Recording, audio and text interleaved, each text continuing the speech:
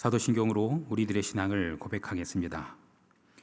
전능하사 천지를 만드신 하나님 아버지를 내가 믿사오며 그 외아들 우리 주 예수 그리스도를 믿사오니 이는 성령으로 잉태하사 동정녀 마리아에게 나시고 본디오 빌라도에게 고난을 받으사 십자가에 못 박혀 죽으시고 장사한 지 사흘 만에 죽은 자 가운데서 다시 살아나시며 하늘에 오르사 전능하신 하나님 우편에 앉아 계시다가 저리로서 산자와 죽은 자를 심판하러 오시리라. 성령을 믿사오며 거룩한 공회와 성도가 서로 교통하는 것과 죄를 사하여 주시는 것과 몸이 다시 사는 것과 영원히 사는 것을 믿사옵나이다. 아멘.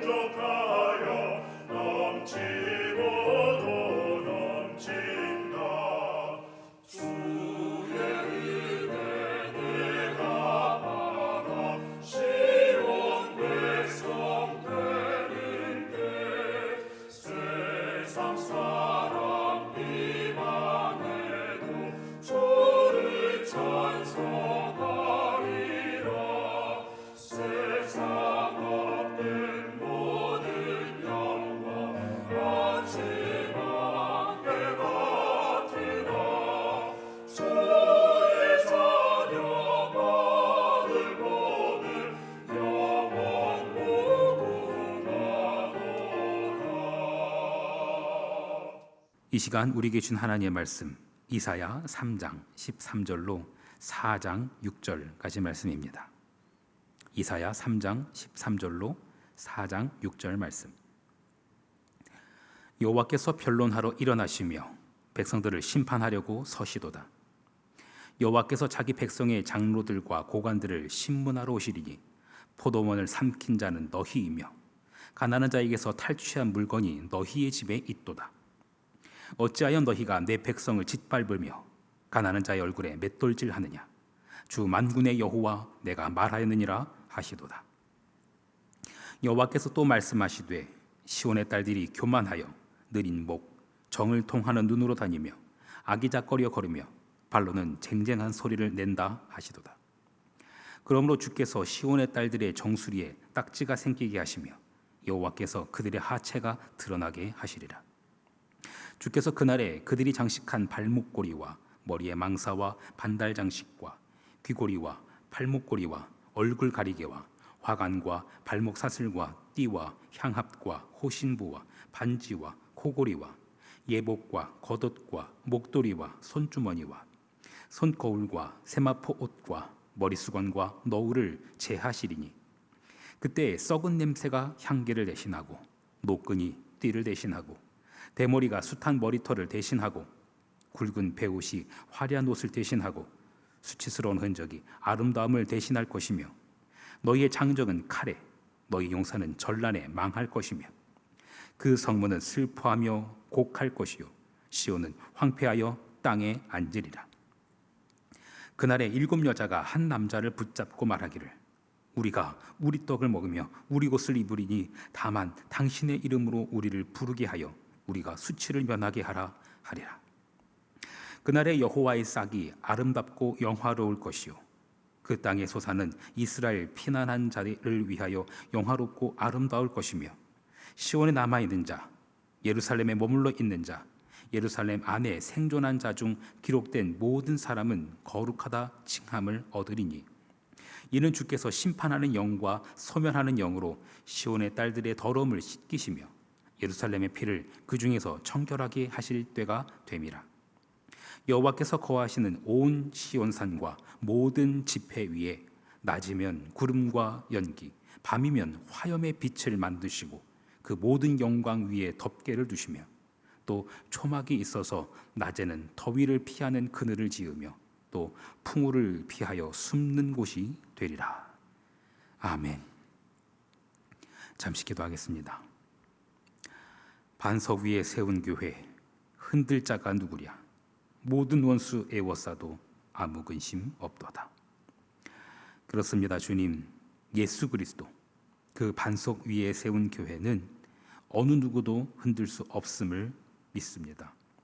세상 사람 비방해도 오직 주님만 의지하며 오직 주님의 영광을 위해 사는 우리 교회 되게 하여 주옵소서. 세상 헛된 모든 영광 아침 안개 같으니 오직 하나님 나라 위하여 살게 하옵소서. 살아계신 예수 그리스도의 이름으로 기도합니다. 아멘. 과수원이 대부분 그렇습니다만 특별히 포도원은 하루아침에 만들어지지 않습니다. 땅을 파서 돌을 골라내야 하고 또 그 포도원을 지키기 위해서 담을 쌓아야 하고 또 지키는 망대를 세우기도 해야 합니다. 포도를 심어도 첫 열매를 맺기까지는 몇 해가 걸린다고 합니다. 그래서 성경에 등장하는 대부분의 포도원은 물려받은 경우가 많습니다. 아버지가 심고 아들이 가꾸고 그 손자가 거두는 밭, 몇 대의 땀이 켜켜이 쌓인 그런 포도원입니다. 그런 포도원을 세우는 데는 오랜 시간과 여러 사람의 손이 필요하지만 그것을 무너뜨리는 것은 순식간이고 불과 몇 사람의 손이면 충분합니다. 오늘 본문에서 하나님은 바로 그 몇 사람을 법정으로 부르십니다. 13절과 14절을 읽겠습니다. 여호와께서 변론하러 일어나시며 백성들을 심판하려고 서시도다. 여호와께서 자기 백성의 장로들과 고관들을 심문하러 오시리니 포도원을 삼킨 자는 너희이며 가난한 자에게서 탈취한 물건이 너희의 집에 있도다. 네, 여호와께서 변론하러 일어나시며 백성들을 심판하려고 서시도다.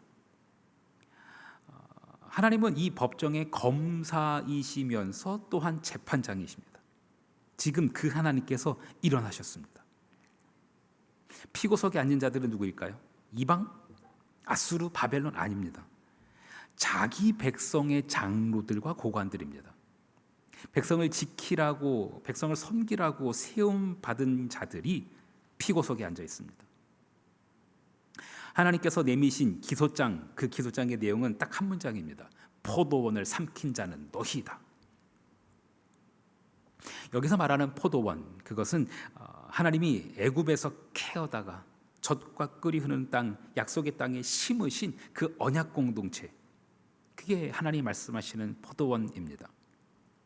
그렇다면 하나님께서 말씀하시는 그 포도원을 삼킨 죄, 이것은 단순히 남의 재산을 가로챈 그 정도가 아니라 하나님께서 심으시고 가꾸신 그 공동체를 삼킨 죄입니다. 변명의 여지가 없습니다. 증거물이 발견되었거든요. 가난한 자에서 탈취한 물건이 너희 집에 있도다. 이미 물증이 그들의 집 안에 쌓여 있습니다.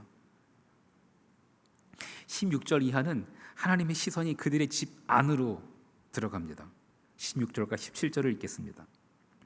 여호와께서 또 말씀하시되 시온의 딸들이 교만하여 느린 목, 정을 통하는 눈으로 다니며 아기작거려 거리며 발로는 쟁쟁한 소리를 낸다 하시도다. 그러므로 주께서 시온의 딸들의 정수리에 딱지가 생기게 하시며 여호와께서 그들의 하체가 드러나게 하시리라.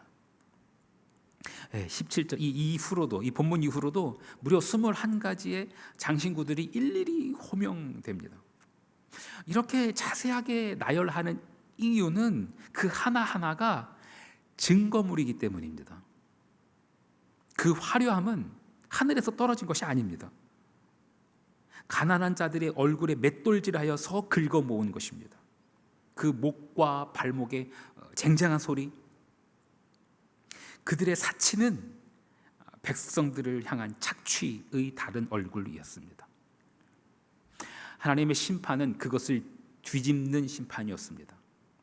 삼킨 것으로 꾸민 그 아름다움, 딱 그만큼의 수치로 뒤집어 버리십니다. 4장으로 넘어가면은 전쟁이 그 남자들을 쓸어갈 것이라고 말합니다. 여자들만 남겨진 거예요. 7 여인이 한 남자에게 매달려 가지고 먹는 거 입는 거 우리가 알아서 할 테니까는 이름만 달라고, 우리 가문이 끊어지지 않게 우리 가문을 잊게 해달라고 애원하게 될 거라는 겁니다. 참 성경에 등장하는 여러 장면 중에서 아주 가장 처연한 그런 장면 중에 하나가 아닐까 싶습니다. 하지만 하나님의 나라는 단순히 그렇게 끝나지는 않습니다. 4장 2절을 읽겠습니다. 그날에 여호와의 싹이 아름답고 영화로울 것이요 그 땅의 소사는 이스라엘의 피난한 자를 위하여 영화롭고 아름다울 것이며. 잿더미가 된 포도원, 그 그루터기에 싹이 돋습니다. 싹, 히브리어로는 체마흐라고 되어 있습니다. 이게 새순이란 뜻입니다. 그런데 이 싹은 그냥 싹이 아니라 여호와의 싹입니다. 삼킨 것은 사람이지만, 그 포도원을 다 망가뜨린 것은 사람이지만 하나님은 다시 심으십니다.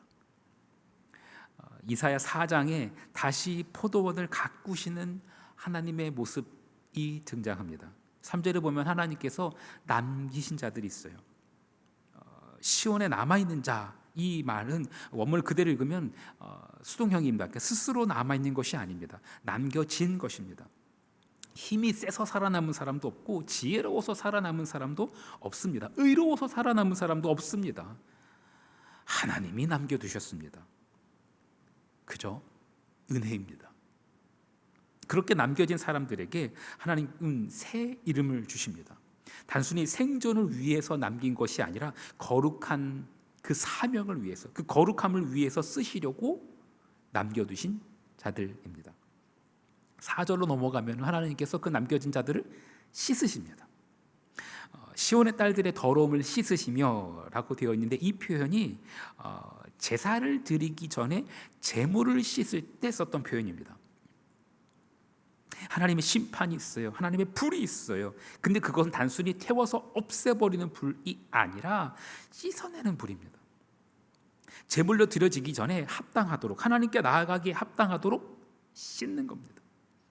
하나님의 심판, 그것은 버리시려고, 아예 없애버리시려고 하는 것이 아니라 깨끗하게 하시려는 것이었습니다.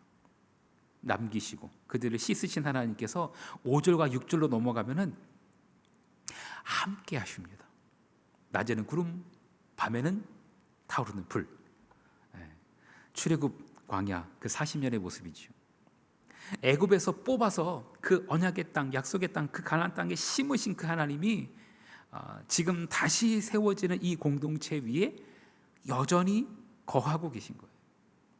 더위를 피할 그늘이 되어주시고 비바람을 피할 초막이 되어주시는 거예요.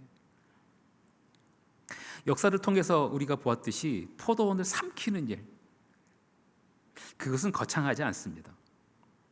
이사야서에 등장하는 장로들과 고관들도 처음에는 그저 조금 더 가지려고 했을 뿐이었습니다. 공동체보다 내 유익이 먼저가 되는 자리, 지체의 아픔, 그 아픔이 더는 내 일이 되지 않는 그런 자리, 그런 자리에서 포도원은 소리 없이 조금씩 삼켜지고 있었습니다. 그 포도는 결국 하나님의 심판으로 잿더미가 되고 맙니다. 하지만 하나님께서는 그 잿더미에서도 새로운 싹을 트게 하십니다. 오늘날 포도원은 그리스도께서 자기 피로 사신 교회, 이 공동체, 바로 이 교회가 하나님의 포도원입니다. 그렇게 하나님께서는 이 땅에 교회를 남겨두셨고 교회를 깨끗하게 하시며 교회 위에 거하십니다. 그리고 하나님께서는 결국 다시 싹을 틔우시고 열매를 맺게 하실 겁니다. 사랑하는 성도 여러분, 오늘 우리가 이 자리에 있는 것, 그것부터가 하나님의 섭리이며 하나님께서 남겨두신 은혜입니다. 하나님은 우리를 그냥 살아남게 하신 것이 아니라 다시 심으시는 그 일에 쓰시려고, 거룩한 열매를 맺게 하시려고 남겨두셨습니다. 그러니 이번 한 주간 거창한 일이 아니더라도, 작은 일이더라도 여호와의 싹을 틔우는 그 일에 우리가 동참했으면 좋겠습니다. 작은 일부터, 마음이 식어버린 한 사람에게 안부를 묻는 것, 그냥 지친 사람 곁에 잠시 앉아주는 것, 밥상에 수저 하나 더 놓는 것. 포도원은 그런 작은 손길에서 다시 싹을 틔우기 시작합니다. 그리고 그 아름답고 영화로운 싹, 여호와의 싹은 마침내 이새의 줄기에서 나신 한 분, 예수 그리스도 안에서 열매 맺을 것입니다. 오늘 하루 심으시는 하나님의 손 위에 우리의 손을 포개며 그렇게 하나님의 섭리와 하나님의 선교에 동참하는 우리가 되기를 간절히 축원합니다. 주기도문 하시겠습니다. 하늘에 계신 우리 아버지여, 이름이 거룩히 여김을 받으시오며 나라가 임하시오며 뜻이 하늘에서 이루어진 것 같이 땅에서도 이루어지이다. 오늘 우리에게 일용할 양식을 주시옵고 우리가 우리에게 죄 지은 자를 사하여 준 것 같이 우리 죄를 사하여 주시옵고 우리를 시험에 들게 하지 마시옵고 다만 악에서 구하시옵소서. 나라와 권세와 영광이 아버지께 영원히 있사옵나이다. 아멘.